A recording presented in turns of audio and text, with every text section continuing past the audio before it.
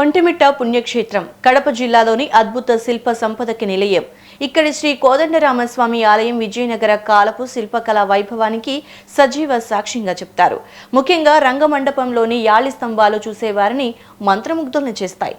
భారీ గండశిలలను అత్యంత నైపుణ్యంతో మలిచిన తీరు అపూర్వం.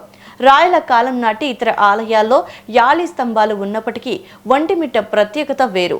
ఇక్కడి ఒక్కో స్తంభం మధ్యలో నిలువుగా ఉండే ఖాళీ స్థలంలో ఒక వ్యక్తి సునాయాసంగా కూర్చోవచ్చు. పురాణ ఘట్టాలని ప్రతిబింబించేలా చెక్కిన ఈ శిల్పాలు భక్తులను మరో లోకంలోకి తీసుకెళ్తాయి. సంప్రదాయ పైట్రస్ శైలిలో తీర్చిదిద్దిన 2 ప్రత్యేక స్తంభాలు ఈ ఆలయానికి ఆభరణాలు. ప్రతి రాయి ఒక కథ చెప్తోంది. శిల్పులు అకుంఠిత దీక్షను మనకు పరిచయం చేస్తుంది.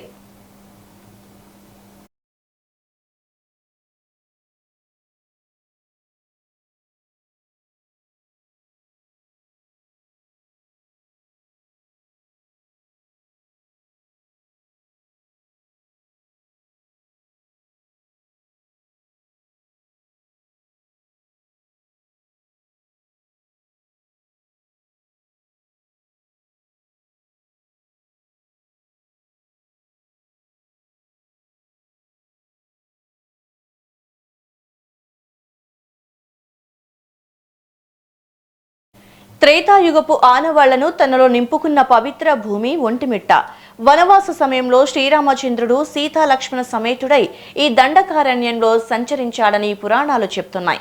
సీతాదేవి దాహం తీర్చడానికి రామయ్య తన బాణంతో భూమిని చీల్చగా ఉద్భవించిన నీటి బుగ్గే నేటి రామతీర్థం.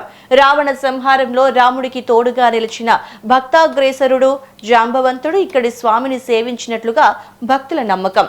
శ్రీ సీతారామ లక్ష్మణుల విగ్రహాలు ఒకే రాతిపై చెక్కబడి ఉండటం ఈ ఆలయ ముఖ్యాంశం. అందుకే ఈ క్షేత్రానికి ఏకశిలా నగరం అనే పేరు స్థిరపడింది.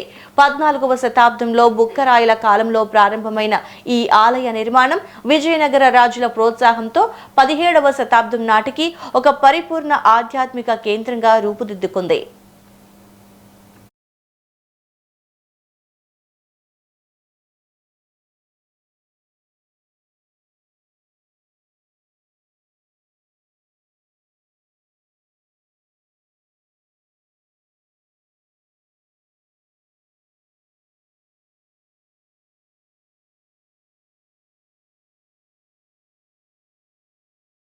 ఒంటిమిట్ట కేవలం భక్తి క్షేత్రమే కాదు, సాహితీ సంపదకు నిలయం. మహాకవులకి ప్రేరణనిచ్చిన పుణ్యభూమిగా ప్రసిద్ధి చెందింది. మహాకవి బమ్మెర పోతన ఈ క్షేత్రంలోనే ఉండి మహాభాగవతాన్ని తెనిగించారని, ఆ గ్రంథాన్ని ఇక్కడి రామయ్యకి అంకితమిచ్చారని ప్రతీతి. అందుకే పోతన భక్తికి మెచ్చి సాక్షాత్తు రాముడే వచ్చి కావ్యాన్ని పూర్తి చేశాడని భక్తులు విశ్వసిస్తారు. కేవలం పోతనే కాదు, అయ్యలరాజు తిప్పయ్య, రఘువీర శతకం, రామభద్ర కవి రామభూభ్యుదయం వంటి అద్భుత కావ్యాలను ఇక్కడే రచించారు. నల్లకాల్వ అయ్యప్ప ఈ రాముని అనుగ్రహంతోనే వరకవిగా ప్రసిద్ధి చెందారు. ఆంధ్ర వాల్మీకిగా ప్రసిద్ధిగాంచిన వావిలకొలను సుబ్బారావు ఆంధ్ర వాల్మీకి రామాయణం ఇక్కడే రచించి స్వామి సేవలో తరించారు. పదకవిత పితామహుడు తాళ్లపాక అన్నమయ్య కూడా ఒంటిమిట్ట రాముని మహిమను కీర్తిస్తూ అనేక కీర్తనలు ఆలపించారు. ఈ క్షేత్రంలోని ప్రతి అణువు సాహిత్య పరిమళాలను వెదజల్లుతూ భక్తులు కవులను అలరిస్తూనే ఉంది.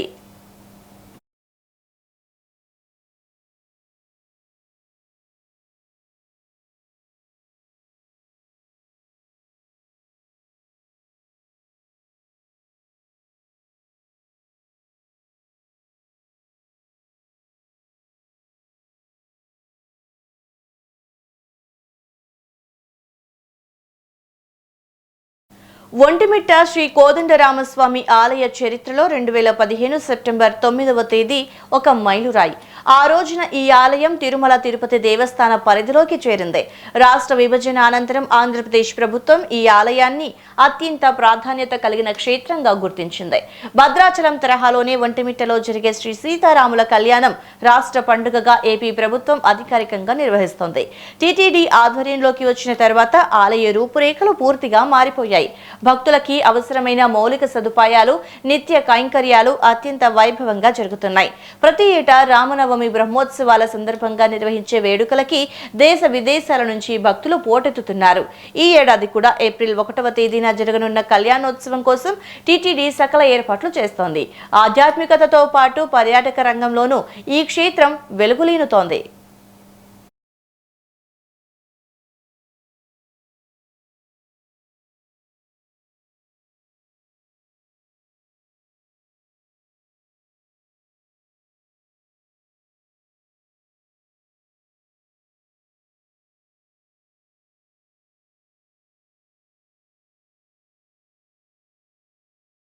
నిండు పున్నమి వెన్నెల్లో పాంచరాత్ర ఆగమ శాస్త్రం ప్రకారం జరిగే ఒంటిమిట్ట శ్రీ సీతారాముల కళ్యాణం ఒక అద్భుత ఘట్టం. లోక కళ్యాణం కోసం జరిగే ఈ వేడుకలో స్వామివారి ఉత్సవమూర్తుల శోభాయాత్ర కన్నుల పండుగగా సాగుతోంది. పుణ్యావహచనం, రక్షాబంధనం, యజ్ఞోపవీతారణ వంటి వైదిక కార్యక్రమాలతో ప్రారంభమై కన్యాదానం వరకు భక్తి శ్రద్ధలతో సాగుతోంది. జీలకర్ర బెల్లం పెట్టి మాంగళ్య ధారణ జరిగే సమయంలో భక్తుల జయజయ ధ్వానాలతో ఒంటిమిట్ట మారుమోగుతోంది. ఈ వేడుక ముగిసిన తర్వాత భక్తులకి ముత్యాలతో కూడిన తలంబ్రాలు పంపిణీ చేయటం ఇక్కడి ఆచారం. వెన్నెల కాంతిలో మెరిసిపోయే ఆ కళ్యాణ వేదిక వేద మంత్రాల ఉచ్చారణ, భక్తుల తన్మయత్వం వెరసి ఒంటిమిట్టను సాక్షాత్తు అయోధ్యని తలపిస్తోంది. ఈ పవిత్ర వేడుకను దర్శించుకోవడం భక్తుల జన్మధన్యంగా భావిస్తారు.